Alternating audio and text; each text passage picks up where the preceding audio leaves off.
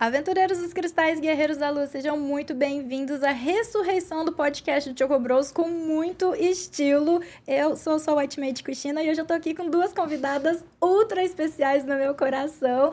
A Andresa, vocês já conhecem, ela já foi uma Choco Sister, já participou de algumas coisas comigo. Andresa, se apresenta pro pessoal. Bom, primeiramente eu quero agradecer pelo convite aí para participar do Choco Bros.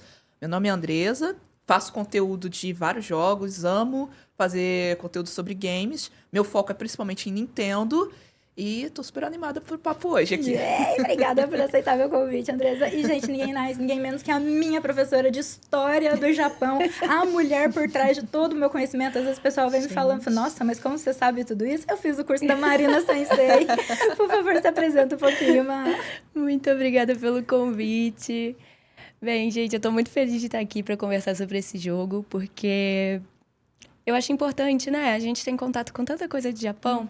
Eu sou professora de História do Japão, me formei em História do Japão, me especializei, estudei no Japão também, e agora tenho esse curso para dar essa introdução, porque todo mundo gosta muito de cultura japonesa, mas nem todo mundo se aprofunda para saber de verdade como funciona, né? Então é sempre muito bom estar conversando sobre isso. Obrigada pelo convite, Obrigada querida. demais por ter aceitado, minha linda. E exatamente porque não é todo mundo que fala com profundidade sobre esse assunto que a gente resolveu sentar as três aqui hoje para a gente tentar conversar com um pouco mais de profundidade sobre o Assassin's Creed Shadow. Então, mas antes da gente começar, preciso de um lembrete muito principal, principalmente para a Andresa, que também é RPGista, porque esse canal ainda é um canal sobre RPGs, apesar do Assassin's Creed não ser um RPG clássico, mas ele tem elementos de RPG.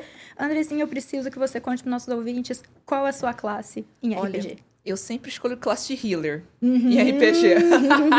Ó, vocês têm duas healers aqui, então todo mundo, a gente vai poder bater pra caramba em todo mundo e muita gente, porque a gente tem duas healers aqui na mesa hoje, né?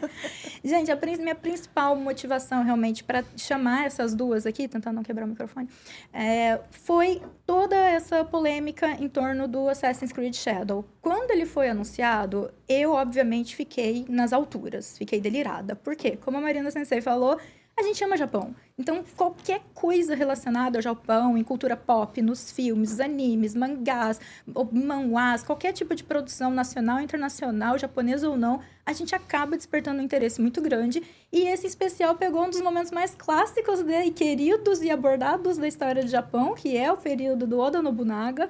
E nós tivemos a escolha de um personagem que gerou uma certa polêmica pela escolha dele. E a gente tá vendo muita gente falar merda nas internets, que é o povo mais gosta de fazer. Então, dessa vez eu trouxe alguém com propriedade pra gente poder falar da figura do Yasuke, principalmente. Nenhuma de nós jogou o jogo um Assassin's Creed até agora, né? Não tivemos acesso antecipado ao jogo, a gente não sabe se o jogo é bom ou ruim, mas nós estamos pegando o jogo Assassin's Creed Shadows como um fio condutor para essa discussão, para esse comentário, a gente trazer informações relevantes, né? Então, a primeira pergunta, a primeira coisa que mais falavam pra gente, que a gente teve que escutar é: o Yasuke não era um samurai de verdade. Né? Eu adorei que os olhinhos da Marina Sensei Não consigo. já Não consigo controlar. Tudo. Não consigo controlar. Não consigo controlar. Sensei, duas palhinhas rapidinhas sobre isso antes da gente assistir o trailer. Então, o Yasuke, quando ele chega ao Japão, né, a gente primeiro precisa ter em mente o seguinte, que o Yasuke, ele não vai ser um personagem que tem uma quantidade de registro suficiente para a gente definir quem ele é, de onde ele vem, né? Como ele vai lidar com aquela sociedade ali, né? Como ele chega e encontra as pessoas, como ele consegue se comunicar, em que momento ele aprende a língua, né? E só isso já é um ponto polêmico. Por que não existe material e registro sobre o Yasuke? A gente precisa refletir sobre isso, né? Quando a gente fala sobre o momento que o Yasuke chega ao Japão, né? O Japão tá saindo ali de Era Sengoku, que todo mundo ama de paixão, né? Era Sengoku samurai, espada, uau. Todo mundo ama, todo mundo quer estudar. A gente está saindo desse momento, entrando num momento de reunificação, que a gente tem esses grandes nomes, né? Oda Nobunaga, Tokugawa Ieyasu, Toyotomi Hideyoshi. Essa galera toda tá aparecendo ali nesse momento. E o Oda Nobunaga Durante o período que ele está retomando territórios, né, conquistando outros territórios, se expandindo no Japão, a gente tem a chegada dos portugueses. E com esses portugueses vem a figura do Yasuke. E o Yasuke chega ao Japão como pessoa escravizada. Né? Ele vem com os portugueses, com os missionários católicos portugueses como pessoa escravizada. E aí, a figura do Yasuke ter um destaque nesse jogo é brilhante, é incrível. É muito incrível a gente desconstruir certas coisas, né? Porque a gente está falando sobre um meio... Inicialmente, a gente está falando sobre um país que tem um comportamento de racismo muito forte. Sim. Tá? A gente ama o Japão, mas a gente entende que todo lugar tem graves problemas. Não faz a gente amar menos. Exatamente. Né? A gente precisa entender que é problemático. E quando isso acontece, quando esse destaque acontece, é um sinal muito positivo de abertura para conversas interessantes. Né? Então, esse destaque para o Yasuke foi muito bom. Quando começa esse debate de mas ele é samurai, ele não é samurai, a gente está regredindo, né? São aqueles 10 passos para frente, 9 para trás. 10 para frente, 9 para trás. Cara, a gente tem um personagem preto samurai. Isso é sensacional, sabe? É brilhante. Ele é samurai, sim. E ele vai... Se ele consegue se destacar na história de um país que não dá destaque a personagens da origem do Yasuke, é isso. A conversa é essa. Ele é samurai, sim. Ele vai se aproximar de um dos homens mais poderosos do Japão.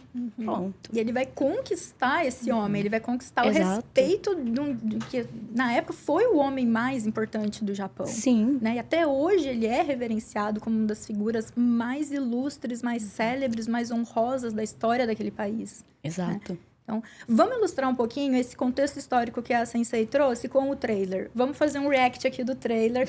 Reparem, fecha a câmera na Marina Sensei. Brincadeira. Porque ela começou a ver uns trailers, ela teve umas reações interessantes. Pode rodar.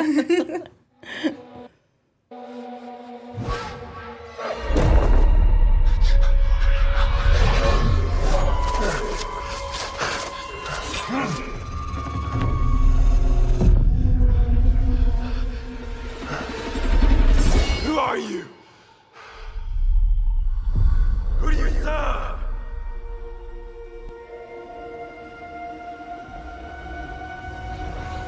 All I have ever known in my life. Our land. Our customs. My family. Burns in the name of unification.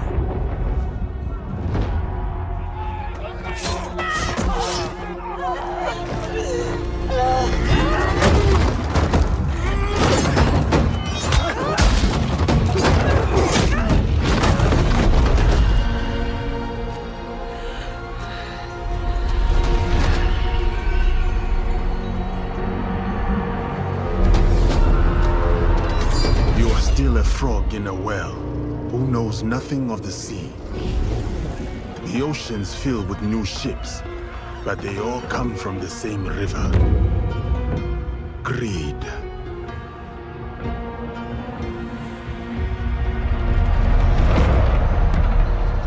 Power.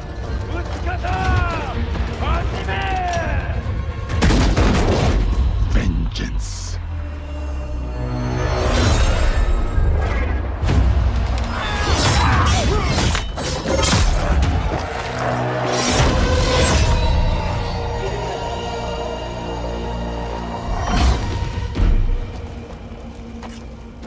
And you?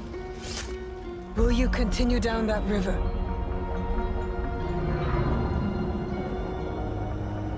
Or choose another path beyond what we see? And we must look for it. Together.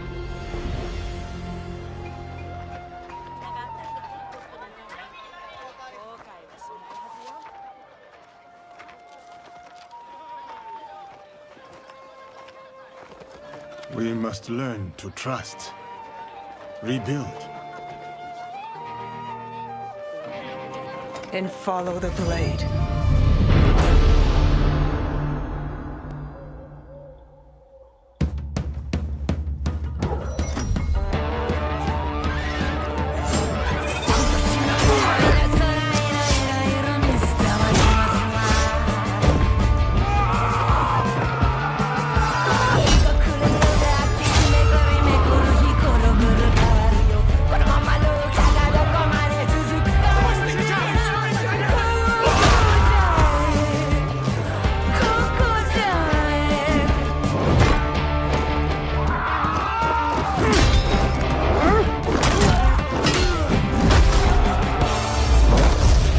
I said, who do you serve?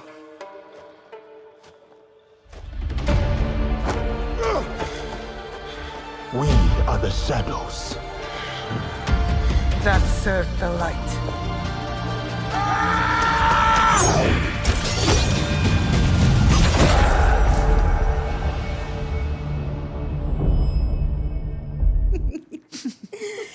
Dá uma palpitada no coração, né? A gente pegou um dos primeiros trailers, né? Ainda tá com a data antiga antes dos adiamentos, né? Mas o lançamento é agora dia 20 de março de 2025 e a gente tá subindo as paredes, né, Andresa?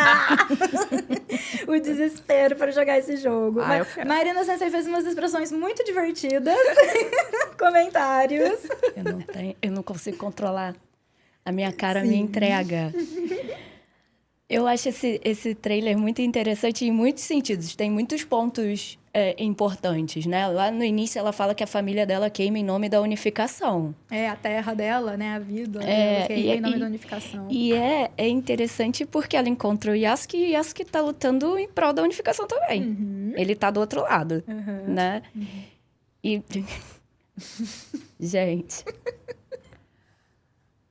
Essas armaduras que todo mundo gosta muito... Desculpa, deixa eu destruir um pouquinho a ilusão das pessoas. É coisa de historiador.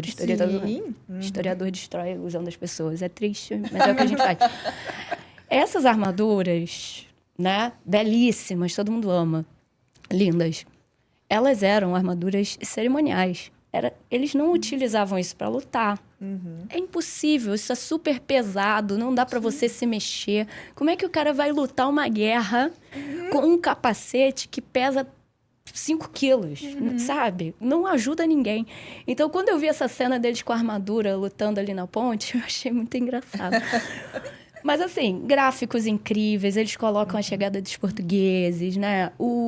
Tem uns detalhes muito interessantes que estão nos símbolos. Então, eles colocam o símbolo do Oda Nobunaga direitinho. Aí, nessa parte é incrível, porque a armadura que ele tá usando ali é a armadura do Oda Nobunaga, com símbolo. O Oda Nobunaga foi o primeiro dos daimyos a utilizar o mosquete português. Então, tudo aparece no trailer. É incrível, né? É muito legal. E ainda mostra o fato do Yasuke ter sido conhecido como um gigante, né? Ele era muito grande comparado aos japoneses. E ele vai atrair o interesse do pessoal, porque ele era forte pra caramba, né? Comparado com o resto das pessoas. Então, detalhes históricos incríveis, apesar da armadura. Mas a armadura é comercial, gente. A armadura tem um negocinho ali. É a cerejinha em cima do bolo. Então, assim, aquela coisa, o povo vai pegar... quer implicar, então, com a fita de dignidade histórica? Vamos implicar com a porra da armadura? que é mais relevante? Eu acho muito mais relevante. Porque se a gente for fazer, então... picuinha e pegar pelo em ovo do que está historicamente coerente dentro do jogo, o ponto da armadura é muito mais importante que a escalação do Yasuke. É porque, assim, ele existiu. Exatamente. A armadura na guerra, não. Não. Então, a gente já começa por aí, que foi o que eu chamei do argumento para criar esse podcast, que é: vamos parar de usar puritanismo histórico para defender o seu racismo. Por favor. Porque você ir contra a escalação do Yasuke como protagonista de um jogo que se passa no Japão, o único motivo que você pode ter é racismo. Porque ele é um personagem histórico, ele existiu de verdade, por mais que tenham poucos registros, os poucos registros são dos jesuítas que trouxeram ele, né? Mas existem esses registros. Sim, e dizem, olha, ele existiu, tá? Aqui, ó. Tem registro em japonês sobre ele também. Então, tá lá. Poucos foram traduzidos, tá, gente? É por isso que vocês não acham, tá legal? Então, se você quiser ler japonês, a gente vai deixar uma bibliografia aqui nos links, tá bom? Para vocês entenderem que, sim, ele é uma figura historicamente reconhecida, não só mundialmente, mas dentro do próprio Japão. Não é mesmo? É isso. Andresa, comenta só o que a gente sabe por enquanto do trailer, né? Porque a gente ainda não jogou. No momento da gravação aqui, a gente ainda não jogou. Ainda não tivemos acesso, assim... Tudo indica... Esse jogo parece que vai ser bem interessante e parece que ele vai remontar as origens da série Assassin's Creed, né? Principalmente em relação a gameplay, porque principalmente em Assassin's Creed Valhalla, ele foi muito pro gênero mais RPG, aquela coisa mais assim, e não agradou muito aos jogadores e aos fãs da franquia. Eu amo Assassin's Creed. Assassin's Creed foi tema do meu TCC na faculdade. Foi principalmente ali, a saga do Ezio, foi o tema do meu TCC na faculdade. Então, eu acompanhei bastante essa série. E aí, assim... É bem interessante ver que ele vai remontar essas origens e é muito interessante ver também que estão trazendo um novo país ali. E um dos pontos mais fortes de Assassin's Creed são sempre essas referências históricas. Sim. Temos referências históricas aí. Tinha Leonardo da Vinci em Assassin's Creed 2. Teve... Nossa, me falha um pouco a memória agora, mas assim... tivemos várias figuras históricas também, né? Teve os Borgias em Assassin's Creed e tudo. Agora, se é pra reclamar de questões históricas...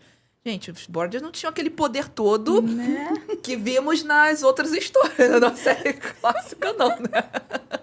Mas é muito interessante a gente ver as figuras históricas ali dentro do jogo, mesmo que em um contexto um pouco diferente ali, né? Leonardo da Vinci criando uma Hidden Blade. A Anastácia se tornando uma assassina, né? Depois da Revolução Bolchevique, né? Porque nós temos um Assassin's Creed Chronicles, um dos episódios é o episódio Rússia, onde a assassina é a própria Anastácia. É verdade. Que morreu, tá, gente? A Anastácia não sobreviveu. Isso é um erro histórico muito pior do que a escalação do Yasuo. É verdade.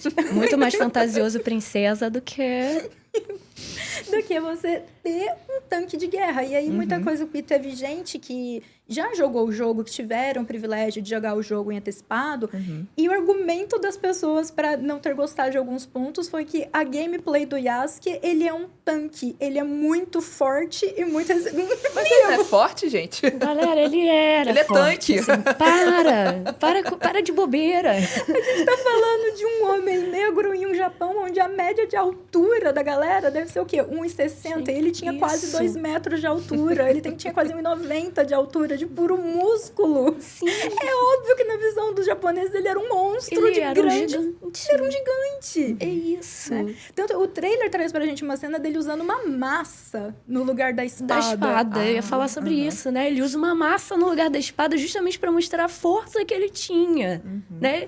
Eu tava olhando antes, eu me lembrei. Aí eu vou fazer um comentário de otaku, né? Tava olhando ele usando a massa, eu falei assim, gente, parece que ele tá com mais impacto daquela do Bleach, né? Usando uma super espada, assim, e tal. Ele era forte. Ele era muito forte. E foi essa força desse homem que encantou o Oda Nobunaga que fez com que ele trouxesse esse homem para perto de si. E dos registros que a gente tem informações de que ele ficou tão próximo do Oda Nobunaga que eles tinham uma relação, assim, de amizade. Exato. Era muito mais do que uma relação de servo e senhor. Eles compartilhavam refeições diárias, né? Inclusive, tem o máximo de proximidade, né? Que tem a ver com a morte do Oda Nobunaga. Porque quando o Oda Nobunaga morre, né? Ele vai ser levado ali a cometer o seppuku. E no rito desse suicídio, né? É um suicídio ritual. Você tem a pessoa responsável por encerrar o seu sofrimento. E essa pessoa é uma pessoa de extrema confiança, né?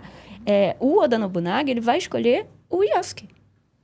O Yasuke é responsável por cortar a cabeça do Oda Nobunaga em alguns registros. Isso não está fielmente confirmado pelo documento, mas existem linhas que dizem que o Yasuke foi o cara que terminou o rito de passagem do Oda Nobunaga. E mesmo porque esse tipo de cerimônia era uma coisa absurdamente privada. Exato. Não era uma coisa na praça pública, entendeu? Não tinha público assistindo esse tipo de coisa. Às vezes a gente vê em anime como se isso acontecesse ali no meio do campo de todo mundo, no meio do campo de batalha, ali na hora. Sim. É um rito muito privado. É uma coisa que todos, né? Eu acho que o Shogun mostrou isso também, como tem toda uma cerimônia, tem todo um preparo, tem todo um processo cerimonioso que tem que ser seguido. E é tudo às portas fechadas. Sim, não é era... uma honraria, não é uma humilhação, né? É um prêmio que aquela pessoa recebe pela importância que ela tem. Ele está recebendo a oportunidade de não ser morto. Ele vai acabar com a vida dele de uma forma honrada, né? E dizem, inclusive, nessa linha que acredita que foi o Yasuke que cortou a cabeça do Oda Nobunaga, que ele foi o responsável por devolver a cabeça para a família. Que é uma outra honraria, né? Pegar a cabeça daquele senhor numa época que essas cabeças... Essa história... Uma fofoca histórica incrível. É uma fofoca histórica incrível. Eles vendiam cabeças, eles compartilhavam cabeça. Eu quero cabeças. Ele encomendava a cabeça. Eu quero a cabeça daquele cara e pagava pela cabeça. Uma loucura. E não é como se isso não existisse na nossa história antiga, né? Sim. Porque uma das poucas passagens bíblicas que eu conheço é a cabeça do cara lá na São João Batista. São João Batista na bandeja de prata. É isso, assim, né? E no Japão teve isso, dessa disputa de cabeças. A cabeça de um senhor como o Oda Nobunaga, ela era algo super valioso, né? E ele vai ser responsável por devolver essa cabeça para a família. Para não ser roubada, para não virar uma disputa de troféu, né? Esse cara, tem uma outra linha que diz, porque, por exemplo, que quando teve o incêndio, né, no castelo, o Yasuke foi salvar o Oda Nobunaga e ele fala, não, salva o meu filho. E aí, isso... E aí tem umas coisas de que ele não prioriza a segurança do Oda Nobunaga porque o Oda Nobunaga ordenou que ele protegesse o filho, né? E aí ele, como um bom samurai, ele obedeceu. Ele obedece o senhor, que é isso, né? Samurai, a palavra samurai quer dizer aquele que serve. Aquele que serve, né? É isso. Então é obedecer, Sim. né? E a ambientação desse jogo nem você falou, tá linda. Dá uma pesquisa. Então, assim, gente, se a Ubisoft não fez pesquisa para coisar esse jogo, tem alguém lá dentro que sabe muito.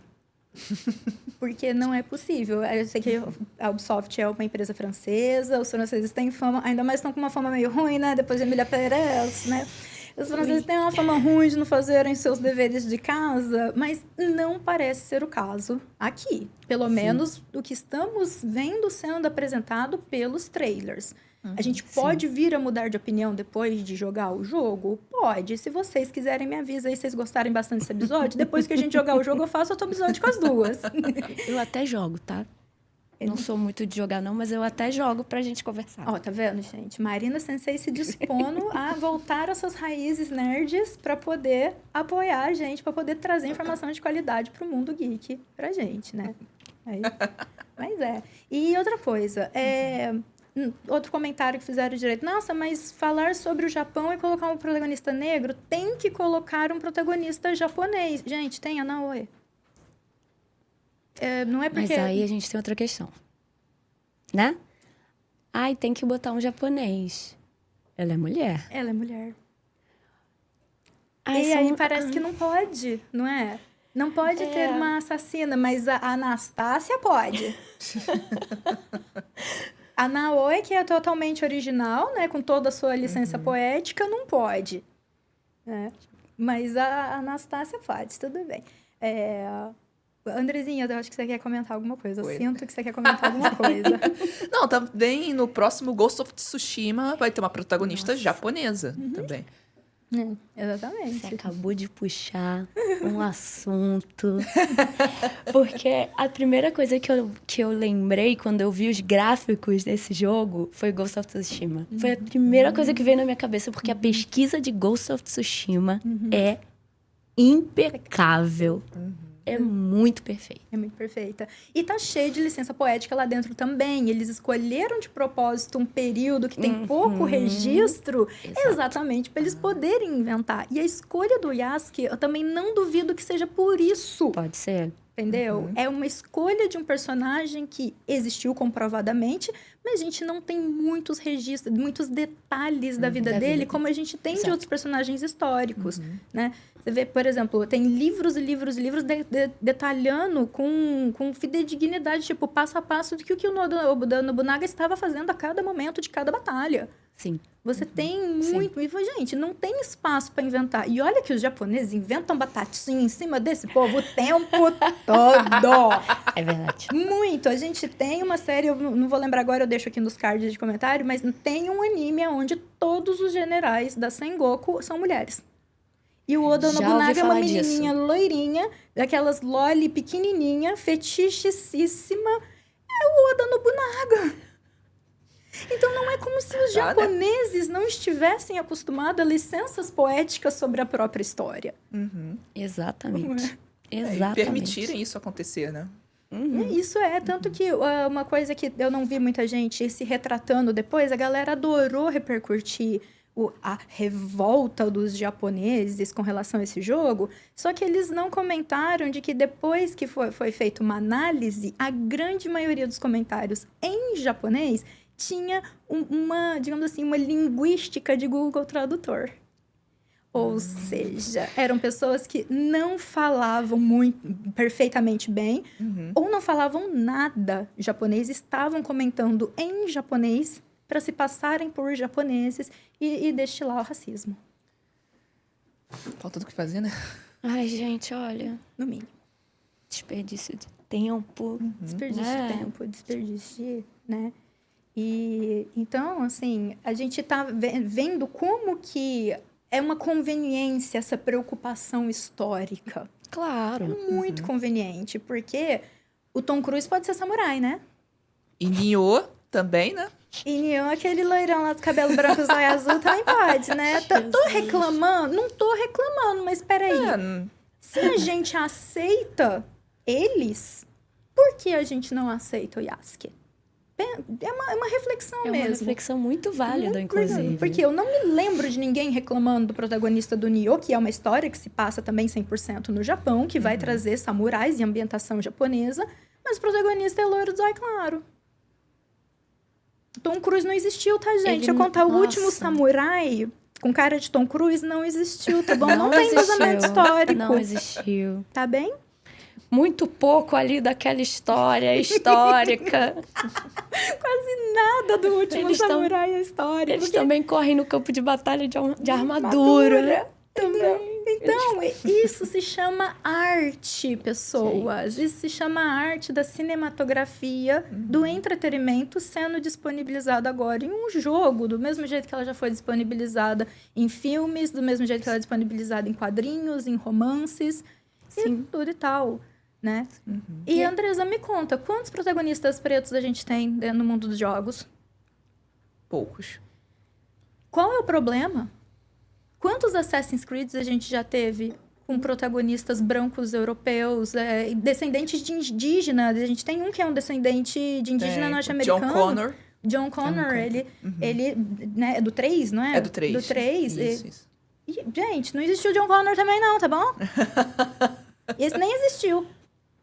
Entendeu? Então, ele é inspirado, às vezes, em figuras históricas que são compostas. Existiram mestiços e nativo-americanos com características ou que participações históricas parecidas com a de John Connor, mas a Ubisoft nunca teve a preocupação de ser uma retratação histórica. É uma obra de ficção com referências históricas. E isso é delicioso, porque quando a gente assiste uma obra dessa e desperta a nossa curiosidade pelo maior, vocês vão fazer o quê? Eu vou fazer o quiz da Marina Sensei. Ela vai quebrar o sonho de muita gente. Ela vai quebrar suas perninhas depois. Por quê? Porque tem muita fantasia, tem muita licença poética. E tá tudo bem. Seria diferente a Marina pegar esse conteúdo e colocar no curso dela e dar como verdade. Falar que é verdade. É bem por aí. E, sinceramente, assim, se fosse um jogo 100% histórico, 100% com referências históricas, ia ser Acho chato. difícil que as pessoas... eu acho difícil que as pessoas iriam se interessar o suficiente. Exatamente, porque a história, ela é interessante quando a gente vê ela numa perspectiva macro, Aham. né? E aí ela se torna entretenimento. E para ela se tornar entretenimento, você vai ter que jogar purpurina. Sim. Porque às vezes a gente não joga purpurina, é aula. Então, fica por pedante. Exatamente. Gente, até na aula, né? Até na aula, Você vai às dar aula vezes. para uma turma de criança pequenininha, você vai contar sobre a Revolução Francesa. Estamos lá, no 8º ano. Revolução Francesa, né? Se você não jogar uma purpurina no negócio, né? Não sentar e falar assim, deixa eu te contar uma fofoca, olha isso aqui que aconteceu. Não vai se interessar, gente. Assim, quem se interessa pela história, pelo estudo da história, historiografia e tal, é o historiador. É a pessoa que gosta daquilo ali. Gosta. O público, em geral, não está interessado na história, como se Sim. deu. Porque também tem esse papo, né? De, não, mas isso aqui não é verdade. Gente, vou quebrar as perninhas do povo de novo. A verdade não existe, assim. Ué, o próprio slogan inicial de Assassin's Creed era tudo é verdade... Não, como é que era? Nada é verdadeiro, tudo é permitido. Exatamente. Sim, assim, porque o jeito que eu enxergo esse nosso papo aqui não é o mesmo jeito que a Andressa tá enxergando. Não é o mesmo jeito que ela tá enxergando e a gente tá aqui, né? Aham. Quando a gente for contar isso depois, vou sair daqui, vou encontrar uma galera, vou falar, poxa, tava gravando um podcast, que maneiro e tal. Às vezes, a Andressa vai chegar em casa e vai falar assim, poxa, eu tava gravando um podcast, aquela Marina fala pra caramba. Nossa, inferno. E eu achando que eu tô brilhando, assim, gente, ó, tô aqui falando. Cada um conta conta a história, conta os eventos dentro da sua perspectiva. Não existe a verdade. Né? Assim, não existe. Tanto a que verdade. o que mais se aproxima da verdade são as intersecções das histórias. Exatamente. Né? Exatamente isso. Isso aprendi com você. Exatamente. Tá vendo? isso. Nota 10, aluna nota 10. É isso, é isso. É o mais próximo que a gente pode chegar. E ainda assim, a gente ainda tá muito longe. Exatamente, porque não tem como a gente pegar sempre 100% das intersecções de todos que estavam presentes e vivenciaram aquilo. Sim. Né? Então, essa questão da historicidade nas obras de ficção, nas obras de arte, seja no cinema, seja no jogo, seja nos quadrinhos, seja o que for, ela é um fio condutor, ela é um embasamento. Exatamente. E se ela não tem o objetivo de ser um material historiográfico, ela tem todo o direito à poesia, ela tem Sim. todo o direito ao fantástico. Sim. É.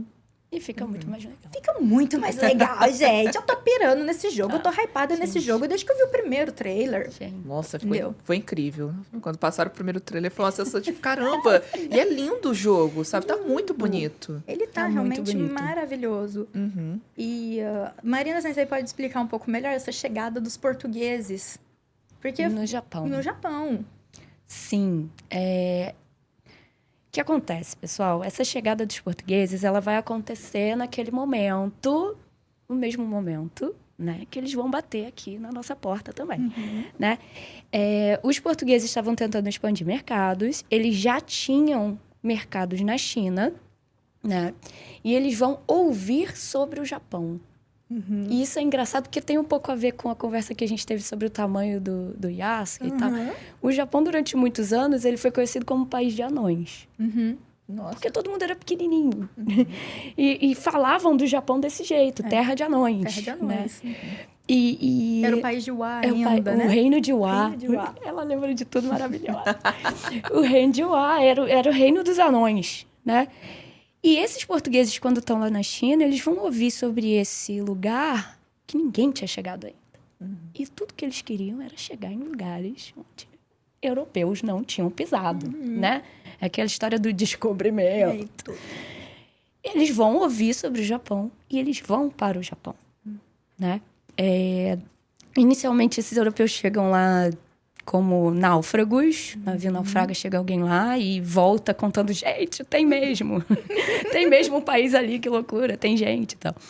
E aí, no século XVI, primeira metade do século XVI, eles chegam como missão, né? E eles são vão... jesuítas, né? Inicialmente uma missão jesuíta, Companhia de Jesus poderosíssima naquela época. Era a única companhia que tinha autorização para evangelizar fora do Japão. Então, eles vão... Fora do Japão, ó, eu tô doida. Fora de Portugal, fora da Europa. E aí, eles vão vir para o Brasil fazendo isso, eles vão para a África fazendo isso, com aquela missão de trazer as almas para a luz, salvar as almas dos pagãos, né? E aí, quando eles chegam no Japão para cumprir a missão, eles vão entender que ali funcionava diferente. Que o esquema ali era outro, né? Tem até umas histórias muito engraçadas. Quem chega no Japão como missão inicialmente é São Francisco Xavier. Francisco Xavier, na época, né? Não era santo ainda. Ele chega ao Japão. E ele vai chegar ao Japão já sabendo falar alguma coisa de japonês. Os jesuítas tinham disso, né? Eles gostavam... Para ser efetivo, eles tinham que saber falar com a galera. E aí ele vai para o Japão estudando japonês no navio. Vai com uma galera ali, que não sei o quê. E ele vai chegar para conversar com as pessoas. Ele chega primeiro e ele fala assim, bem, eu quero falar com o seu líder. Com o seu rei. E aí vão falar, não, ninguém fala com o imperador. Né? Ponto final. Não é assim, querido. Você não chega aqui e o imperador fala, oi, quer um chá? Não. Assim, não, até hoje, inclusive. Não. E aí, vão falar assim, então, quem manda é o Shogun. Na época, não tinha Shogun. O Shogun já tinha caído. Quem tava ali com mais poder era o Oda Nobunaga. Apresentam os portugueses para o Oda Nobunaga e apresentam também para os daimyos regionais. Então, eles já vão entender que o sistema ali era diferente. Que você tinha uma coisa muito dividida. Ele conhece o Shogun, começa a pregar. Ele vai pregar em japonês. E aí, ele vai se referindo a Deus, Deus, Deus, Deus, Deus. E o pessoal olhando para ele falando, poxa, que bacana. Deus... Deus, legal. Poxa, muito bom. Vamos aí com esse Deus, parece o nosso. Depois ele foi perceber que ele estava usando a palavra para uma deidade budista. Claro que as pessoas iam falar, tudo bem, vamos lá. Era o mesmo Deus que eles já sabiam que estava ali. Então vamos. E aí, quando ele descobre que ele estava usando a palavra errada, ele vai virar para a pessoa e falar assim, não. Esse aí, ó, não pode. Esse não pode, vai ter que trocar. Se você segue esse aí, ó, você não vai para o lugar legal. Depois que você morrer, não pode. Então, tem essa fofoquinha histórica e eles vão começar a pregar, né? Inclusive, quando eles conhecem o Shogun e aprendem sobre o poder do Shogun, vai surgir o nome Shogunato. Porque, teoricamente, o regime não é Shogunato. Shogunato é um nome europeu, né? Por conta do Shogun. O regime é Bakufu. E aí, esses portugueses vão começar a se envolver no mercado. Porque, no fundo, o interesse não era evangelizar ninguém. Sim. O interesse era o mercado, era o dinheiro, né? Eles vão começar a converter daimyos, eles vão pegar esses líderes regionais, converter. A gente tem alguns daimyos que se tornam cristãos, também por interesse. É uma troca de interesses ali, uma coisa muito louca, um jogo de interesses muito louco. Começam a se envolver demais. Chega num ponto, assim, o Oda Nobunaga não vai lidar com esse problema diretamente. Ele morre antes, A bomba não estoura no Oda, não, passa pro próximo. Passa pro próximo. Mas quando eles começam a se envolver demais e tentar fazer no Japão o que eles fizeram nos outros lugares do mundo, né?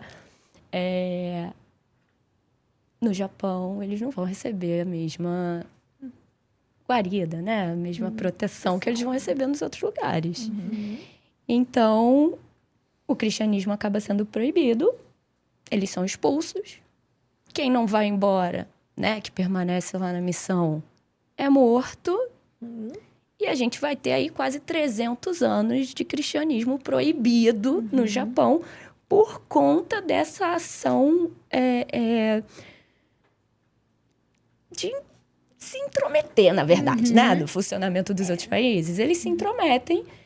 Os políticos japoneses, né? A galera que estava no poder no Japão entende que era uma intromissão e vai se defender. A gente não tem uma tradição no Japão de nenhuma religião se intrometendo diretamente na política. Sempre foram departamentos muito bem separados.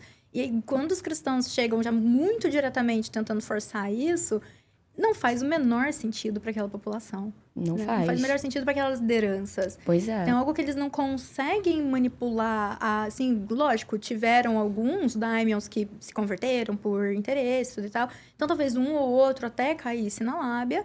Mas, no geral, não era algo... Não trocou uma religião por outra. Porque Não. normalmente o que acontecia em outros locais era isso. Trocava a religião que estava... Que já interferia Sim.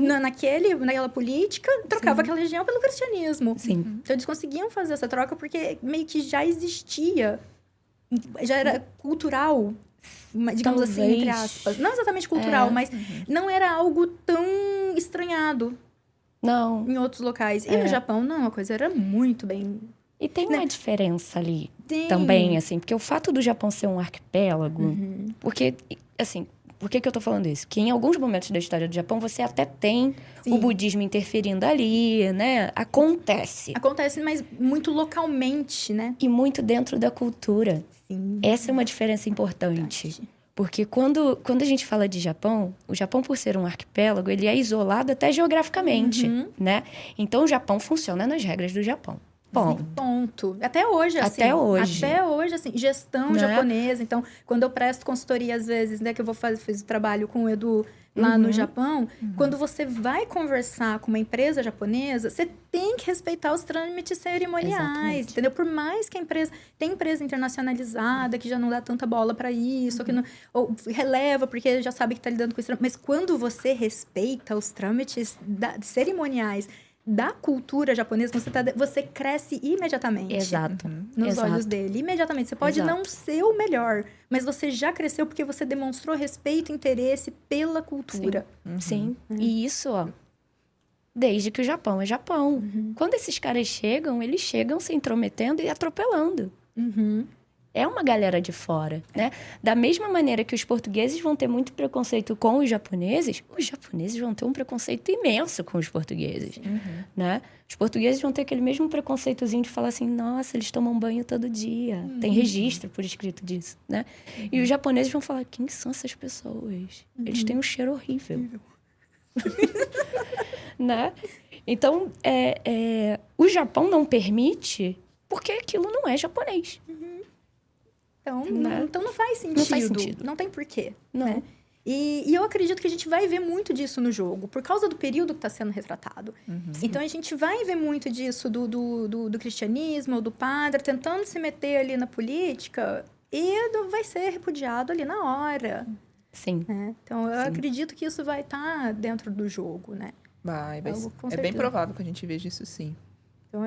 Então, bom, tá vendo, gente? Façam aula de história com a Marina Sensei, vocês vão entender muito melhor, vocês vão ter muito mais embasamento. Para de falar merda na internet, para de olhar a não vale a Wikipédia, tá bom, gente? Wikipédia não é fundamento histórico, entendeu? Usa o Wikipedia direito. Ou então, né? Ai, pega as referências, tanta referência maneira na Tanta Wikipedia. referência maneira na Wikipedia. Vai nos links lá no fim, tá, gente? Muito mais interessante, né? Então, termos de ambientação, de coisas, a gente acha... Não sei, eu tô apostando no Ubisoft.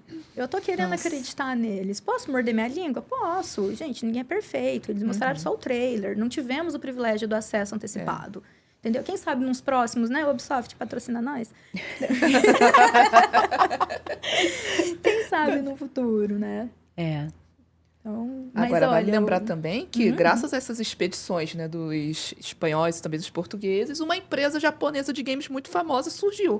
Ai, lá vem a Dora. Olha, gente, menina ligeira, olha o link. O microfone é seu, Andresa, manda ver.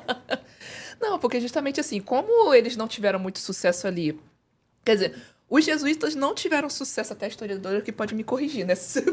Que tem muito mais embasamento.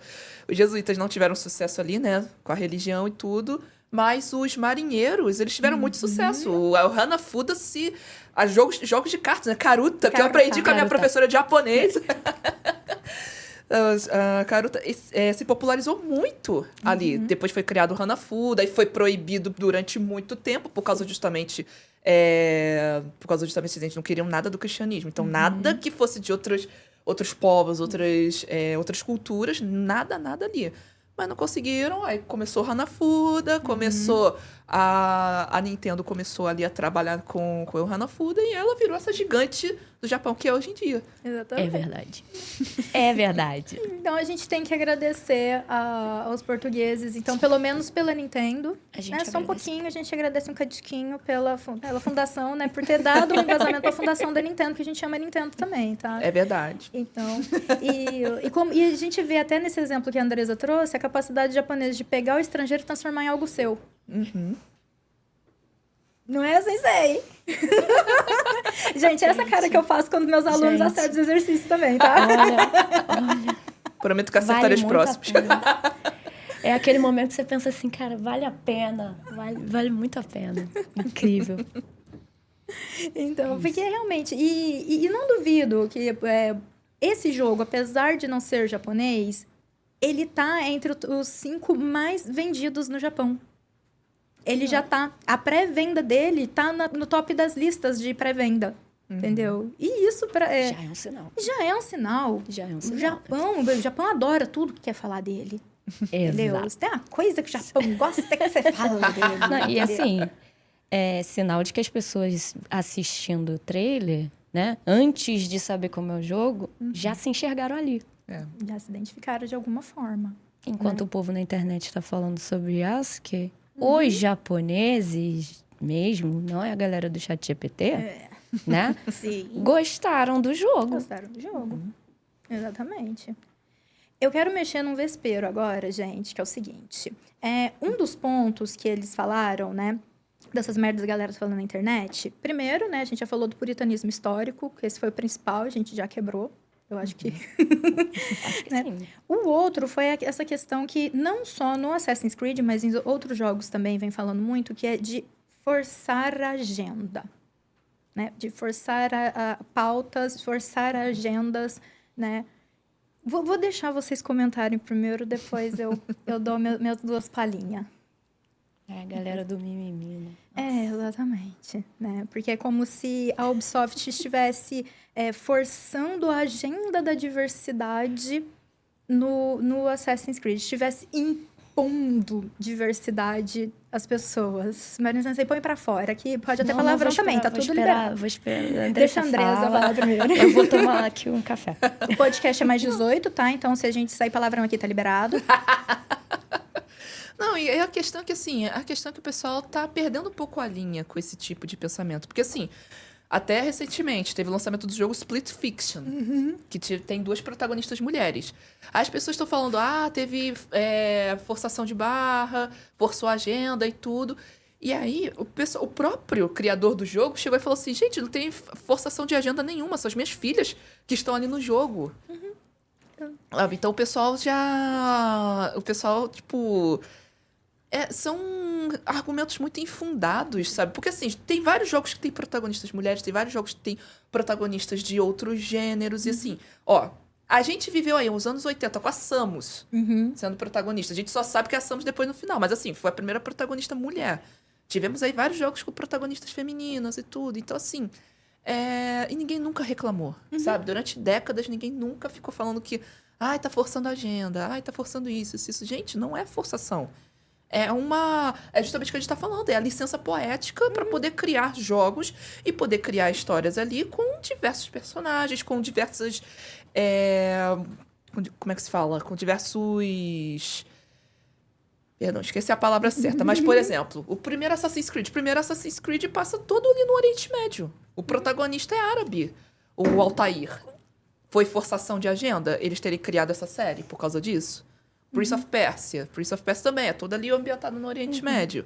É forçação de agenda colocar um personagem que não seja europeu ou ocidental? Então, assim, não sei, sabe? Eu acho que as discussões hoje em dia sobre videogames estão muito de uma forma muito acalorada e pouco reflexiva. Pouco reflexiva.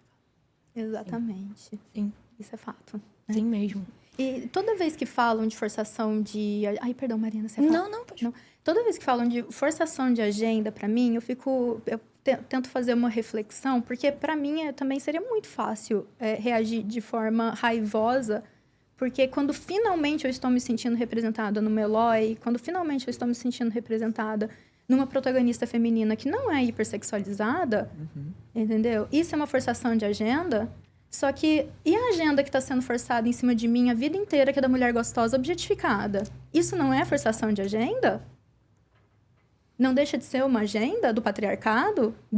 Agora, quando é uma agenda que mantém o status quo, não tem problema. Exatamente. Agora, se a gente tem uma proposta, a gente tem uma empresa que está trazendo uma pauta de diversificação, de sair do óbvio, porque, vamos ser sinceros, se ir na onda dessa galera, todas as indústrias vão falir. A Marvel está falindo porque fica pensando só nessa galera. Porque você continuar mantendo o status quo é repetitivo. É chato. Todo mundo já fez isso. É igual a todos os anteriores. Sim. E eu sei que tem gente que tem uma baixa capacidade de... Né, ainda tem aquela mentalidade da criança de 3 anos que necessita da repetição abusiva para se sentir pertencente, entendeu? E precisa assistir exatamente o mesmo desenho, no mesmo formato, com as mesmas caras, com o mesmo tipo, o mesmo perfil físico para se sentir pertencente ao mundo, e com síndrome de protagonista universal, porque se eu não me sinto representado no protagonista, então isso está errado. Mas e a gente que nunca foi representado como protagonista até há pouco tempo atrás? Pois é. Exatamente. Exatamente. Então fica esse... Então, se uma menina negra como a Andresa teve que se identificar na Samus loira por tanto tempo como representante feminina, gente, qual é o problema? Eu acho que é uma mão da porra. Te amo, tá? Mas, desculpa, um samurai desse naquela armadura, meu bem. Nossa. Qual é o problema também dos brancos se identificarem em um grande protagonista preto? Que todos os pretos foram obrigados, até metade da população mundial foi obrigada a se... Teve uma agenda branca forçada goela abaixo por anos e anos. Isso não é agenda? Então, tipo, agora então, você trazer uma proposta de valores diferentes do status quo é forçar a agenda. Mas a agenda para manter o status quo não é agenda, não é forçação de agenda. Exatamente. E aí? Exatamente. É isso que eu pergunto para quem reclama. Essa reflexão que eu quero deixar para a galera. Marina Sensei, eu acho, assim, quando a gente está vivendo um momento agora, né, nessa era da informação, que é uma era que a informação está circulando loucamente, a gente não sabe nem de onde ela vem e ela está chegando na gente, né? A gente está vivendo um momento que...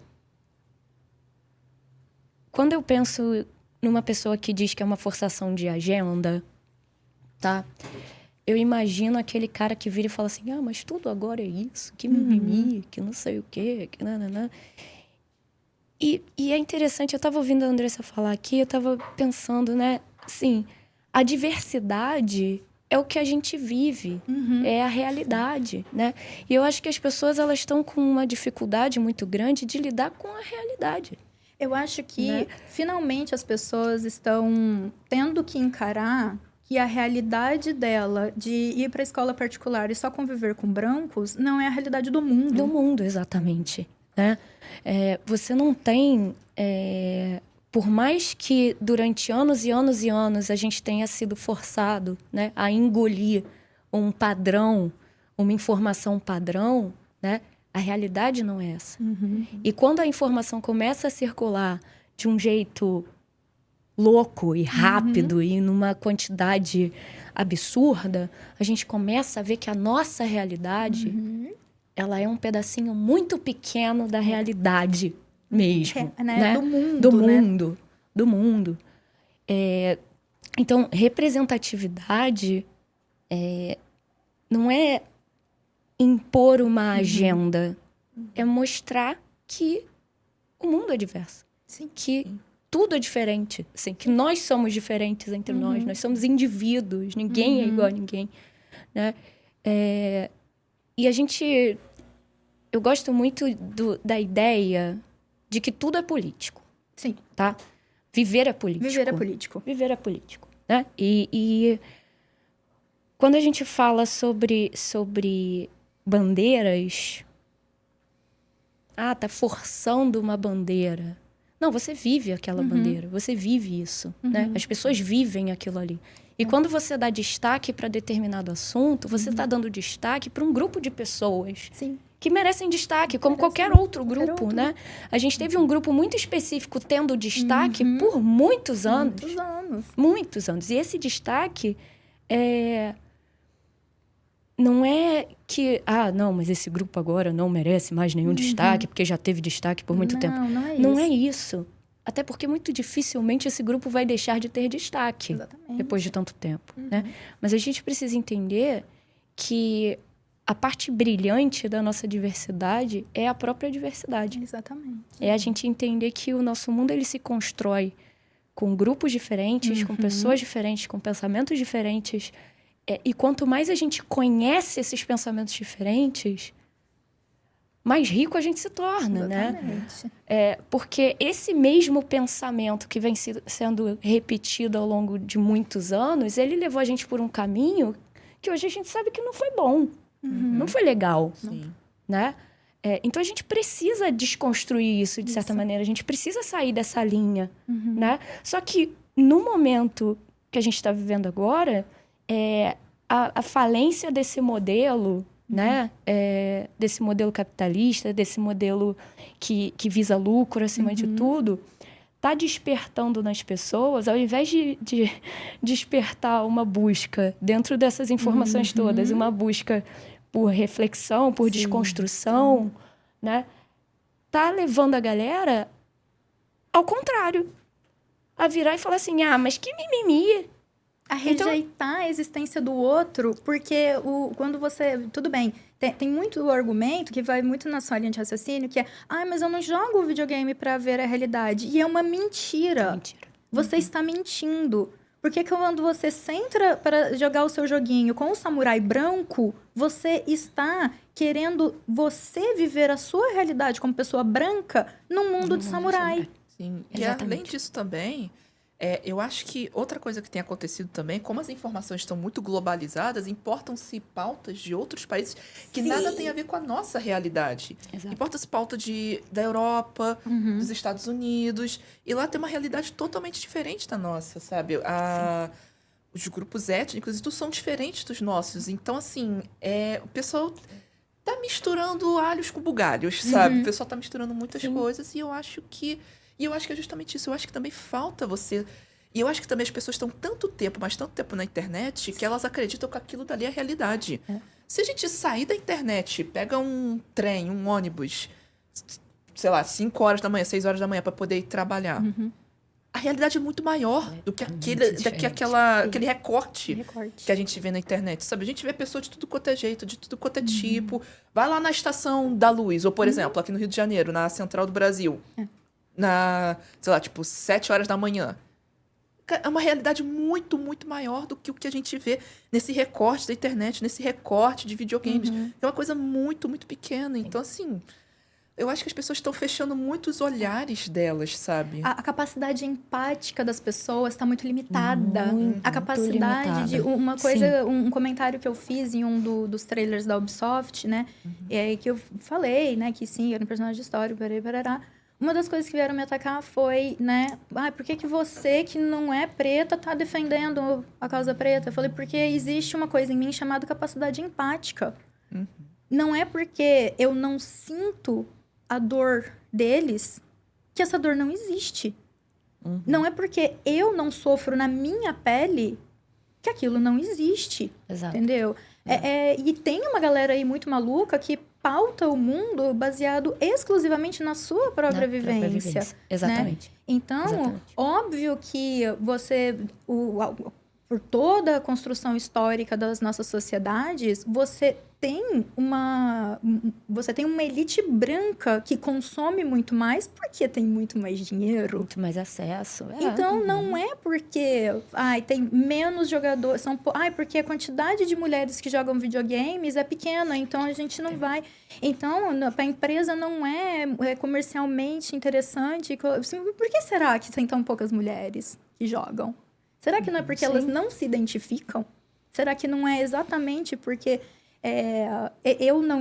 quando eu quero fugir da minha realidade, eu não quero ir para exatamente a mesma realidade que eu já vivo. Porque eu sentar para jogar um Stellar Blade é eu sentar com uma protagonista com um padrão de beleza que eu nunca vou alcançar, que eu tenho que aguentar essa pressão na minha realidade o tempo todo. Então, para mim aquilo não é fantasia. E eu nem me identifico. Então não é um escapismo para mim. Aquilo é eu viver mais um pouco do assédio e do medo e do machismo e da misoginia. É eu ser obrigada a engolir isso também no jogo, que eu já sou obrigada a viver na minha realidade. Sim. Então, é um escapismo pro cara que não tem capacidade de conversar com uma mulher gostosa, para ele é um escapismo. Sim. Entendeu? Sim. Para mim, é eu ser obrigada a controlar uma marionete que representa tudo aquilo que me pressiona, que me causa ansiedade, que me deixa... que me tortura num nível inconsciente, gente. Porque por mais que a gente tente desconstruir isso, tente não deixar essas coisas atingir a gente, é tão o tempo todo, de todos os lados. Porque isso tá em todas as mídias de entretenimento, me bombardeando o tempo todo. Então, às vezes, as pessoas sem essa capacidade, não têm essa capacidade de se colocar no lugar do outro e perceber a importância daquilo para o outro. Sim. Porque por mais que... E a gente que é mulher, a gente sempre foi obrigada a se identificar com personagens masculinos. A admirar personagens masculinos, a se inspirar em personagens masculinos. Porque não existia personagem feminina, né? O ano passado, eu tive o privilégio de ir para o Anime Friends... E tive o privilégio de falar com a atriz da Pink Flash. Que foi assim... Só existia mulher heroína naquela época. Era a Pink Flash, a Yellow Flash e a She-Ra. Eram só essas. Eu tive a boa sorte de me identificar com a Pink Flash. E eu tive a boa sorte de querer, né? De não rejeitar. Porque eu tive uma fase da minha vida que eu rejeitei o rosa. Por quê? Porque a gente é ensinado que ser mulher é ruim, é ser inferior. É fragilidade. Aconteceu até recentemente com o filme da Barbie. As mulheres estavam indo de rosa, o pessoal, ai, que frescura.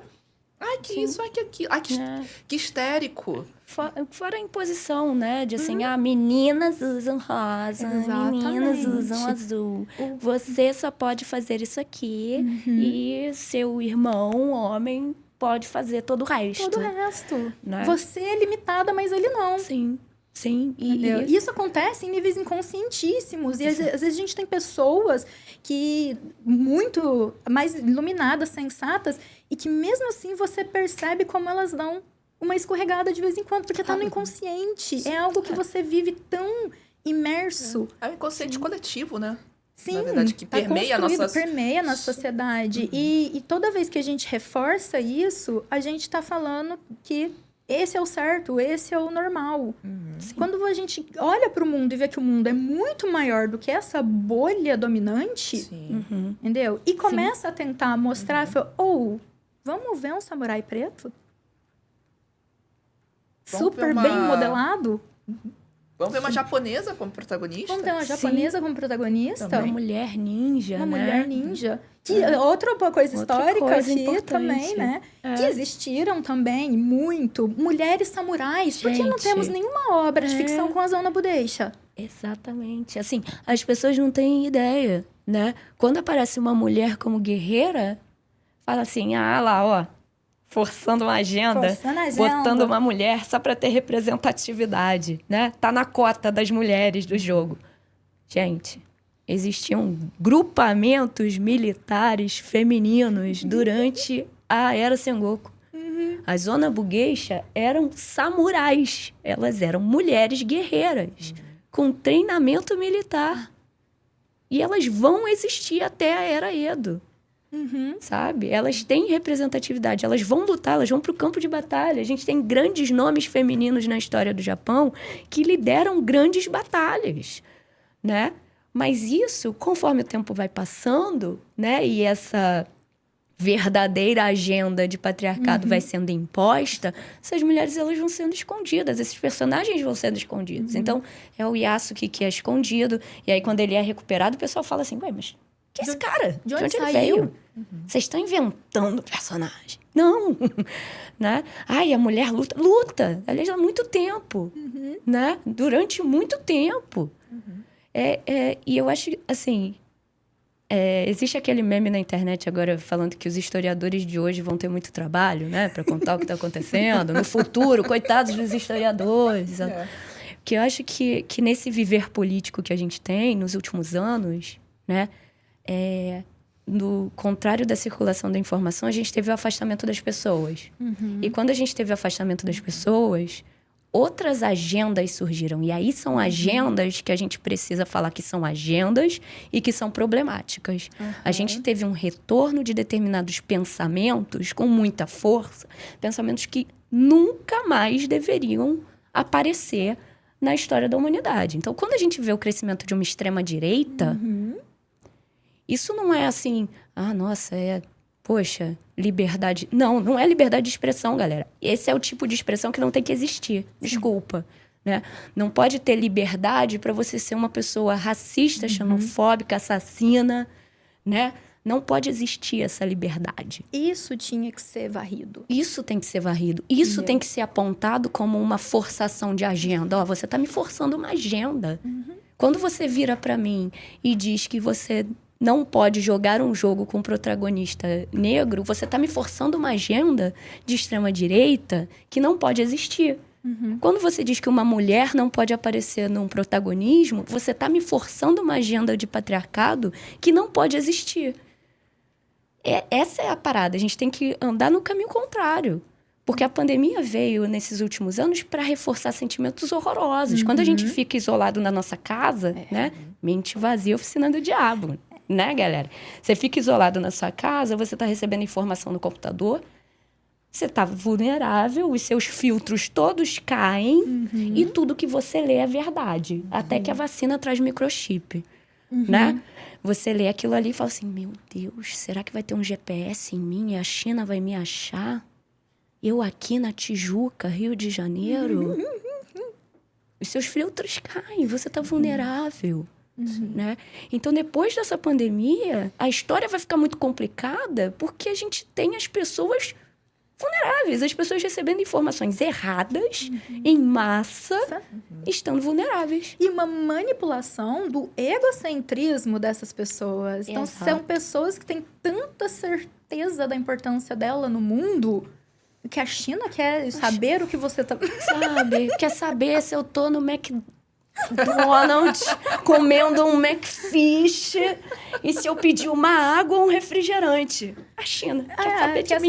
Eu, Marina, na Tijuca. Assim, não, quem quer saber isso é o capitalismo, porque o capitalismo quer saber mais disso para saber como é que ele vai vender mais para você. Entendeu? Como que ele vai te fazer você gastar mais. Como que ele vai te convencer a pagar mais caro por uma coisa que não tem metade daquele valor. Exatamente isso. Entendeu? Então, quem está muito mais preocupado em saber o que você... Quem está analisando os seus algoritmos de pesquisa não é a China. É justamente quem está te dizendo para ter medo da China. Assim, é exatamente o contrário. Né? Exatamente o contrário. Muito bom. Mas E aí, esses momentos de reflexão, da gente ver as perspectivas do outro, da gente trazer o outro para a conversa e tentar entender a visão dele, isso está sendo anulado. Sim. A ideia de você ter, por exemplo, uma profissional, alguém que realmente entende a profundidade, o assunto em uma profundidade, isso é deixado de lado, porque se você se aprofundar, toda vez que a gente se aprofunda, a gente é obrigado a encarar as nossas próprias hipocrisias, porque somos todos hipócritas. Em algum nível nós somos, porque certos graus de hipocrisia são necessários para você conviver em sociedade, para você sobreviver em sociedade. Sim. Entendeu? E aí a gente encarar as nossas próprias hipocrisias e tentar fazer alguma coisa, ao invés de negar, porque o que 90% das pessoas faz é negar. Não, eu não sou. Eu não sou. Você não... E aí, quando você... Se você nega o problema, você não vai tentar resolver o problema. Você não vai tentar construir. Eu não tenho nada a ver com isso. Não fui eu que fiz. Não fui eu que fiz. Entendeu? Mas foi você que bancou. Mas somos nós quem bancamos. E a gente banca todo dia. Inconscientemente. A gente banca todo dia. Aquela história, não basta você não ser racista. Porque essa pessoa que se choca, né? Eu vivi uma situação dessa. Eu estava numa palestra, numa formação, e a pessoa pegou o microfone e falou assim, é o seguinte, é porque... Desculpa, mas todo mundo é racista. E aí teve aquela parte do público que falou assim, Cintia Rose, ficou ofendida. Eu? Jamais seria. Não basta você não ser. Porque no fundo, todo mundo é um pouco.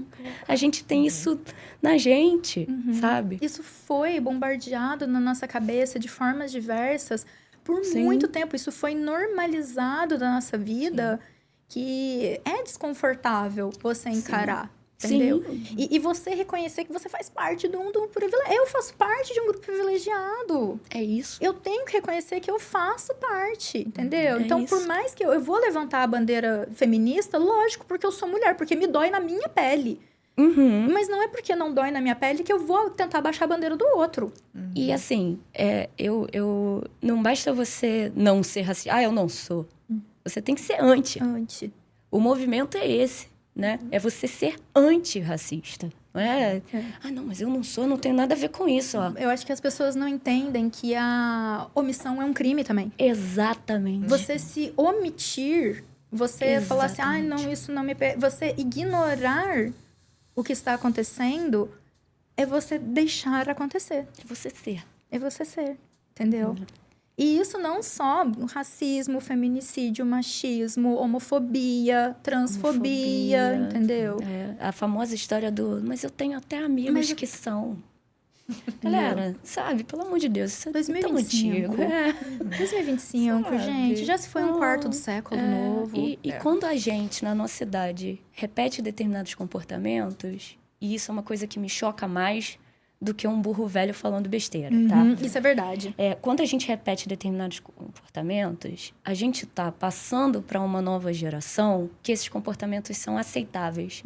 E aí é muito triste você ver uma criança repetir um comportamento racista, xenofóbico, homofóbico, no ano de 2025 e pensar assim, caramba, isso vai demorar tanto tempo para mudar. Porque enquanto tiver gente repetindo esses comportamentos, a criança é uma esponja, ela tem informação, cara. Sabe? Ela vai ver aquilo ali, ela vai achar ok. Poxa, meu pai faz. Meu pai é meu exemplo, né? Minha mãe é meu exemplo. Então, se os meus responsáveis, as pessoas que cuidam de mim e me amam, fazem isso, eu vou achar ok. Eu vou achar que tá bom. Tá bom, tá naturalizado. E aí você vai pegar uma criança, um adolescente, fazendo piadinha homofóbica, e você fala assim, caraca, que tristeza. Que tristeza. Né? Isso é muito triste. É perder a oportunidade de mostrar para aquela criança uma realidade inclusiva. Inclusiva. Imagina uma criança LGBT que escuta, né, uma piada de um parente mais velho, de um pai, de uma mãe, uma piada homofóbica. Como é que o sofrimento que aquela criança vai viver? Né? Porque a gente sabe que aquela antiquíssima ideia do você virou. Você não vira. Não existe vira, isso. Você nasce. Eu já falei isso até pro meu namorado, porque se fosse escolha, eu não seria hétero. Porque se tem uma coisa difícil de aguentar nesse mundo, é o homem heterossexual. Olha, a São extinção tão poucos, é certa, gente. tá, gente? Nossa, é sério. A extinção... Porque, assim, óbvio, pra minha boa sorte, o meu namorado é um homem, apesar de homem heterossexual e amarelo, ele é uma pessoa boa, apesar disso. O meu irmãozinho também, o namorado dele tá aqui me ajudando pra testar. Apesar de ser homem branco, heterossexual, de classe média, apesar disso, ele é gente fina. Gente finíssima. E olha só, como não é exatamente o mesmo discurso, que muita gente teve que ouvir, que apesar de é gente boa. Exatamente. Tenho amigos, tenho Yuri, meu amigo, que é gente fina beça. Entendeu? Homem heterossexual. Apesar disso, ele é gente fina.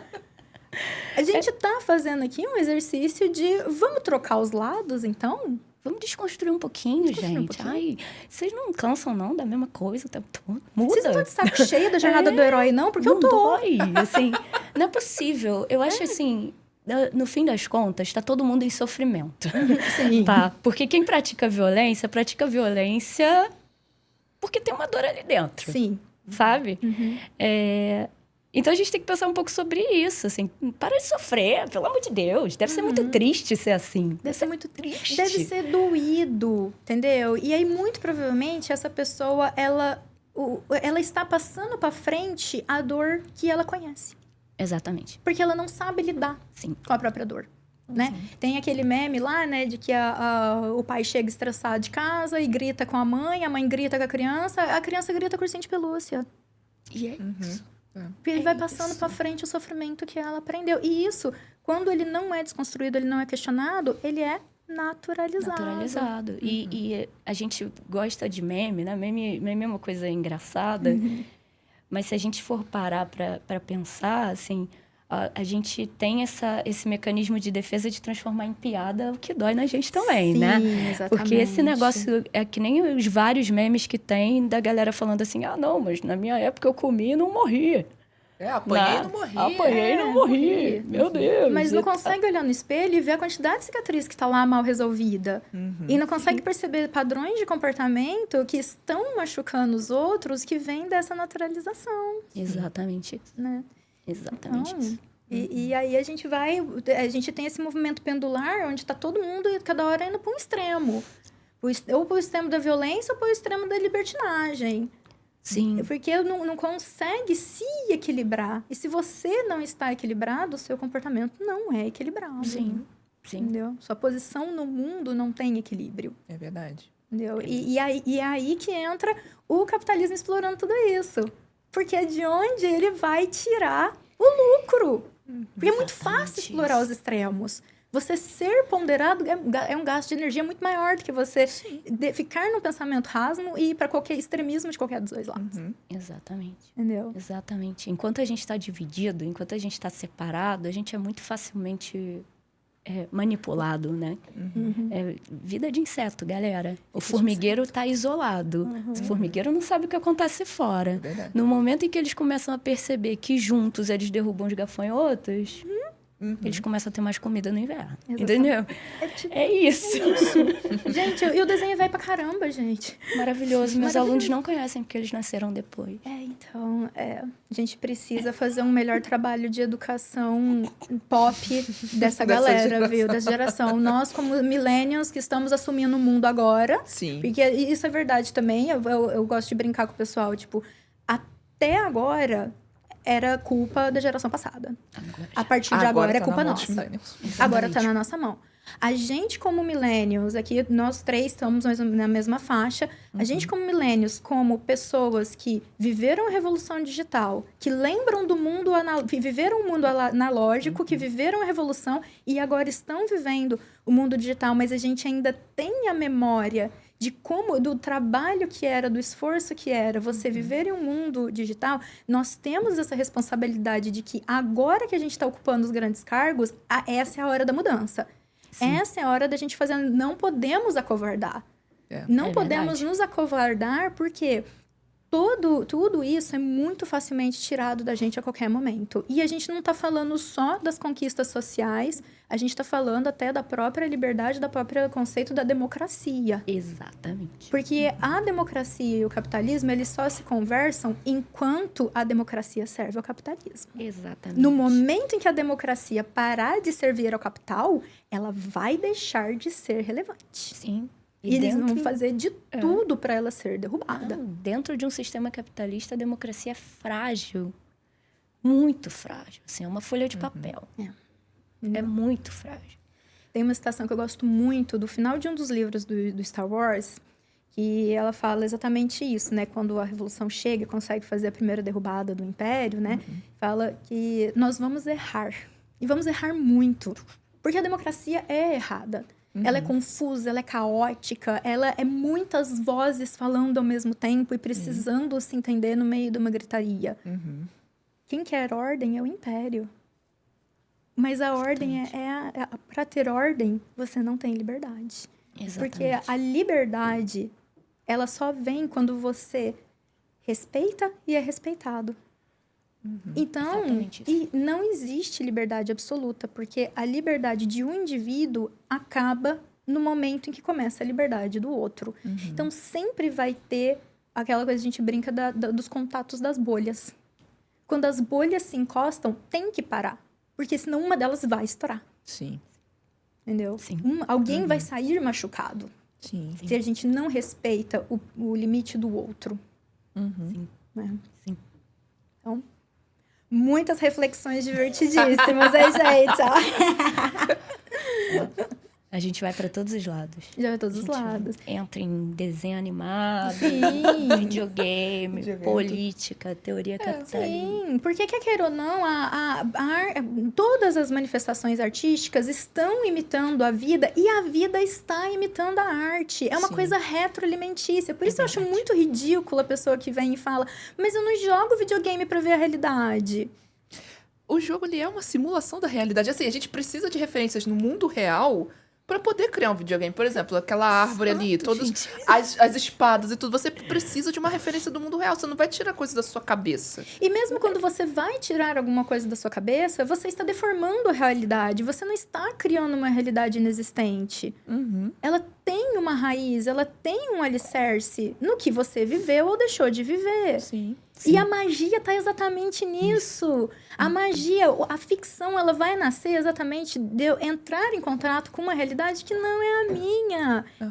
A fantasia, ela vai acontecer a partir do momento em que eu estou olhando o mundo pela perspectiva do outro e não da Exatamente. minha. Exatamente. Sai da sua realidade, Sai da né? sua realidade. Sim. Entendeu? Então, bem acho isso. que as pessoas perdem muito. É óbvio que a gente também quer se identificar. Você quer se ver ali. Mas você se ver ali, é isso que eu falo. Tem uma galerinha que só consegue se ver Assim, quando ele se sente perfeitamente descrito. E tem outros que são obrigados a se identificar como migalhas. Sim. A gente, como mulher, por muito tempo, a gente teve migalhas de identificação. Quantos personagens masculinos vocês não foram obrigados a se identificar? nossa. Não, e assim, né? Vou falar da minha experiência de game, que não é uma experiência muito vasta. Não Mas, importa, assim, toda experiência é uma experiência. Estamos jogando ali... Qual era o nome? Mario Party. Aí você vai escolher o seu personagem. E aí tem a ver com o que vocês estão falando, né? Quando você escolhe um personagem num jogo, aquele personagem te representa. É você. É você. É o seu avatar. É você. É o seu avatar. É o seu Você avatar. tá ali. É o seu né? arquétipo. É a sua projeção. Sim, Você sim. está se projetando nele. Sim, é como se você se transferisse pra ali, né? E durante muito tempo você vai escolher o personagem e o personagem feminino é fraco, É fraco. Sim. é ruim, é lento. É lento. O ataque daquele personagem é péssimo e você vai ter que escolher ou um personagem masculino ou um bicho. É um bicho. Por muito isso, tempo foi né? assim. E aí foram entrando as outras, mas sempre foi um feminino que agrada ao masculino. Sim. E não um feminino que representa o feminino. É sempre aquela princesa que tá presa no castelo. Aí vai o Toad. Ah, obrigado, Mário, mas a princesa tá em outro castelo e tudo. Sim, e a princesa loura de olhos azuis com vestido rosa bufante. Então, por isso que hoje a gente tá com um cardápio um pouquinho maior, mas não compara ainda, gente. A nossa sessão do menu tá pequeniníssima, tá menor que o menu de sobremesa. Sabe? A gente quer mais Kitana. A gente quer, sabe, uma personagem feminina que arranca os olhos. A gente quer mais Eloy. sabe? A gente quer porrada. A gente não quer personagem feminina. Passaram a Isso. vida inteira falando que a gente é assim. A gente não é. A gente já sabe. Agora a gente quer... Agora a gente já sabe. E a gente já sabe também muito porque aonde nasce as representatividades femininas? Na literatura. É Jane Austen falando de mulheres de verdade. Sim. E que mesmo assim ainda são censuradas e podadas Exatamente. pela realidade patriarcal que elas viviam. Exatamente. Mas é um passinho para a próxima dar mais um passinho, para a próxima dar mais um passinho. Sim. E aí talvez a gente chegar em algum lugar. Exatamente. Então, e outra coisa também que eu queria, só pra gente finalizar, pra começar a encaminhar para se deixar que a gente fica com agora. Mas outra coisa também que eu queria comentar é dessa questão dentro da representatividade feminina. Dentro dessa coisa que eles falam que é uma forçação de agenda, tudo e tal, é querer associar a ideia de que você ter colocado um elemento de representatividade é o que fez o jogo ser ruim. E não um jogo ruim que ou tentou colocar representatividade ou foi achando que ali era... Porque realmente é um nicho pouco explorado. E se vocês acham que tem pouca gente disposta a gastar com esse nicho, veja os números de Barbie. É verdade. Exatamente. Então, não tem pouca gente disposta a colocar dinheiro nessas pautas. Tem muita gente com muito dinheiro. O problema é que se você não fizer bem feito, você não vai receber. Porque quando é bem feito, não atrapalha em nada. E aí a gente tem uma outra coisa, né? A gente tem o capitalismo explorando a agenda. Sim, isso existe. Explorando a bandeira e tentando ganhar dinheiro em cima da bandeira. Isso, que é muito diferente de você genuinamente criar uma boa história e falar assim, vai fazer diferença esse protagonista ser homem ou mulher? Não. Vai fazer diferença esse protagonista ser preto ou branco? Vai fazer diferença? Porque que uma das minhas histórias favoritas na vida é a única jornada do herói que eu consigo me identificar, que é o Hunger Games. Que é exatamente a fórmula mágica da jornada do herói, de todas as jornadas, de todos os heróis, só que dessa vez trocou o gênero com uma mulher. É isso. Nossa. Entendeu? Então, exatamente, eu finalmente me senti representada na jornada do herói, que foi as vezes que eu me senti representada, que eu falei assim, caralho, que coisa magnífica. Hunger Games e o filme 7 do Star Wars. Por quê? Rey. Sim. Porque a Rey, finalmente eu vi um Jedi que me representava. Finalmente eu vi uma coisa, eu falei assim, esse Star Wars eu vou gostar. E é o único que eu gosto. Eu acho todos os restos muito... Não, eu sou fãzoca de Star Wars, não posso falar mal. Meu irmão vai me matar, ele adora Star Wars. Eu gosto da saga dos clássica. outros. Não, então, gosto da saga clássica. Eu achei interessante, é uma história legal, é muito boa. Mas eu nunca senti aquela paixão. Aquela batida do coração de tipo, caraca, sou eu na tela. Não é uma princesa. Uma princesa. Entendeu? Sim. Não é a princesa Leia sendo salva, fazendo aquele pouquinho que ela pode fazer. Porque eu amo a Leia também. Lógico que eu amo a Leia. Ela é incrível. Dentro das limitações da qual ela é imposta, ela é incrível. Mas ela é muito mais limitada do que a Rey. Então, eu fiquei muito triste com o que fizeram, né, com as sequências. Entendeu? Tem alguns pontos que eu acho muito bom. Na verdade, o segundo eu amei, né? Também, porque todo mundo detesta, mas eu achei fantástico. Exatamente por causa da coragem, da desconstrução, né? Mas, obviamente, que a galera latiu pra caralho, né? E aí, o 3, pra mim, eu fiquei decepcionadíssima, né? Porque eu queria que eles tivessem tido culhões, né? Culhões pra bater de frente. Mas aí tá mexendo com uma trilogia que é antiga. Não só antiga. Que mexe com muito dinheiro. E tem muito fã macho. Exatamente. Tá entre nós, E né? por que será que tem tanto fã macho? Porque eu não tenho a Pink Flash. E aí, se você desconstrói muito, você não ganha tanto dinheiro assim. Exatamente. Né? E aí é arriscado. Né? E também tem a questão da quantidade. Gente, quantos jogos com protagonistas homem branco fracassam para alguns terem grande sucesso? Então, dentro das proporções, se a gente for analisar proporcionalmente a quantidade de jogos de sucesso com representatividade, é muito maior que a quantidade de jogos clássicos. Em termos de proporção, a proporção é maior. Sim. Entendeu? Porque são poucos jogos que são feitos e aí acaba tendo uma preocupação um pouco maior quando aquilo é genuinamente feito de coração para ser uma representatividade dentro de uma história boa. Sim. Né? Quando não está usando a agenda, a luta, não está usando a bandeira para gerar lucro. Sim. Porque quando a bandeira é usada para gerar lucro, é quando sai essas porcarias. Sim. Só que tem muita porcaria também do outro lado. Tem. É uma questão, gente, é uma simples questão de proporção. Quanto mais chutes você der ao gol, maior sua probabilidade de acerto. É verdade. Então, são menos chutes. Então, em termos de eficiência, eles são muito mais eficientes. são muito mais eficazes. O número de acerto é maior do que a quantidade de erro. Sim. Até porque o dinheiro vai tudo para isso, tudo né? pra Você tem um investimento muito maior. Muito maior. Né? Você Sim. tem... É muito mais fácil você vender uma história dentro dos paradigmas do status quo. Então, você levantar dinheiro para você fazer um jogo ruim com protagonista masculino e ele vender de uma forma mediana, ninguém nem fica sabendo direito que esse jogo foi lançado. O povo faz um lucro merreca, ninguém fala do jogo, morre, tá tudo bem. Vai pro próximo. Exatamente. E ninguém nem lembrou que aquilo existe.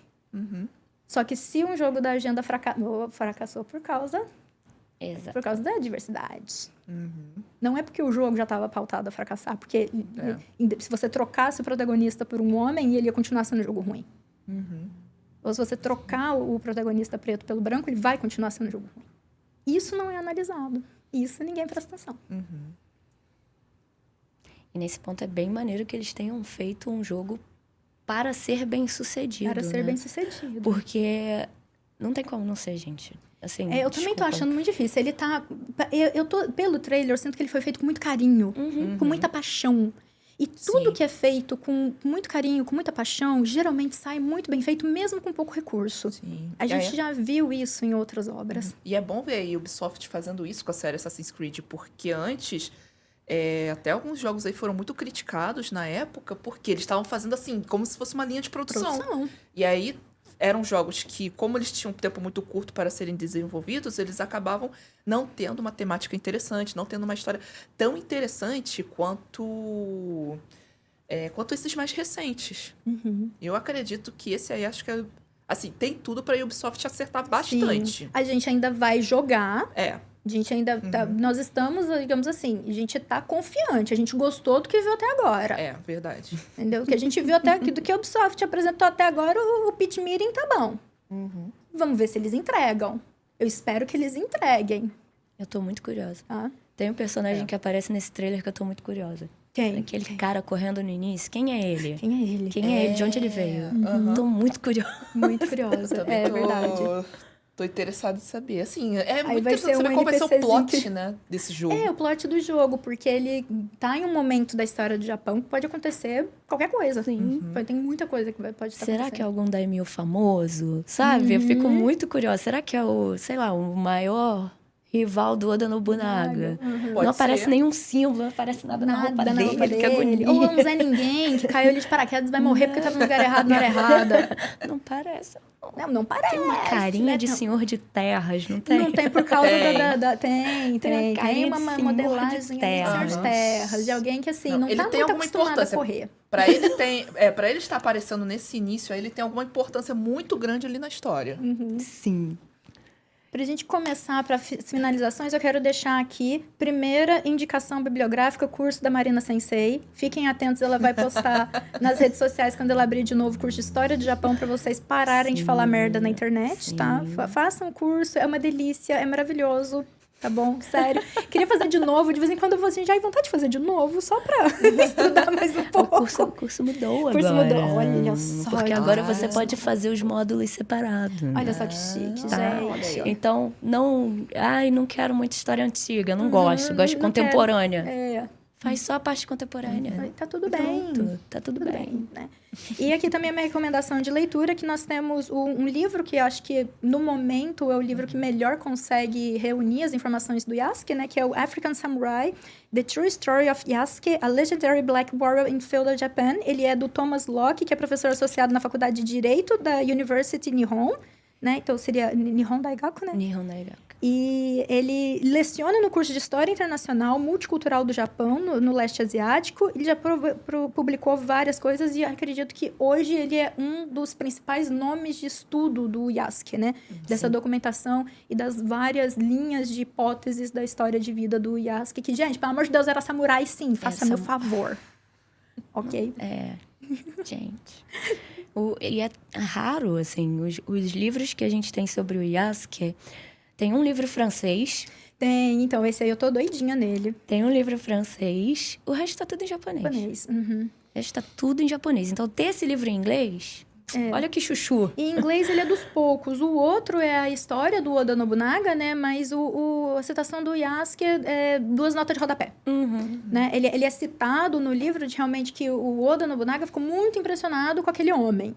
E aí a descrição mesmo dele são 2 notas de rodapé, porque o foco é o Oda Nobunaga, né? Então ele só é citado por essa breve interação.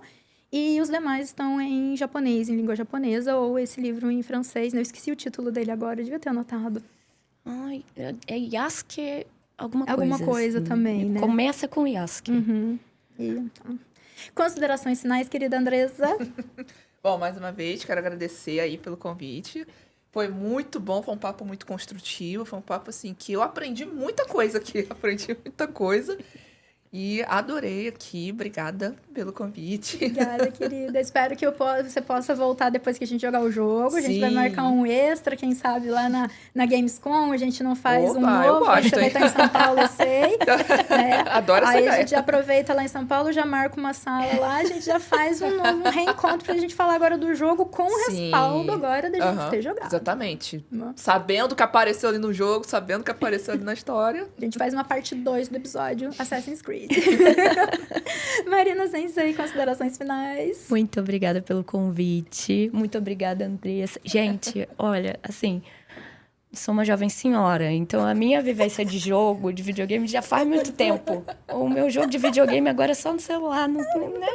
Faz parte da vida adulta. Então foi muito legal conversar com vocês sobre isso.